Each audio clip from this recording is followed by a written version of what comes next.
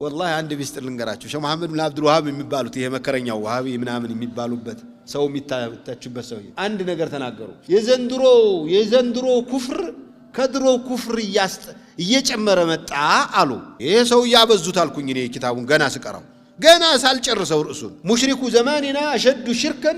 من ሽርክ الجاهليه አሉ እንዴ አረጉር ነው ይሄ የሚታሙት ነገር እውነት ነው ማለት ነው ይሄ ሰው ይያልኩ ደሞ ከድሮ ከና አቡ ጀህል ከና አቡ ለሃብ ይብሳል ብሎ ደሞ እኛን ዘመን ሙሽሪክ እንደዚህ ተቻሉ እንዲያልኩ ከዛሳቸውም እንዳልታቃላችሁ ትክክል የሚሆኑ አይሆኑ የድሮ ሰዎች እኮ ይሄው ሱረቱ ኢስራእ ላይ 67ኛ ላይ እንዳለው አንቀጽ ባህር ላይ ሆናችሁ ሲቸግራችሁ ወደ ሁሉም ምትጠሩት ይጠፋባችሁና አላህ ትላላችሁ ብሎ فلما نجاكم الى البر اعرضتم وكان الانسان كفورا ሲያወጣችሁ ግን ትተውታላችሁ ሰው ድሮም ከሃዲ ነውና ይላል ቁርአን በዚያን ጊዜ እንደዚህ ነበሩ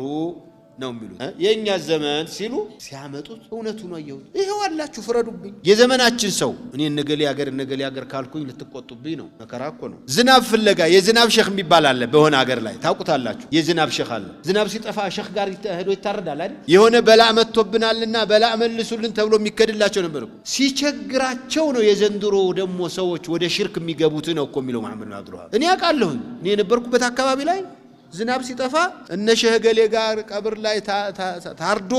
እንትን ካልተባለ አይመጣም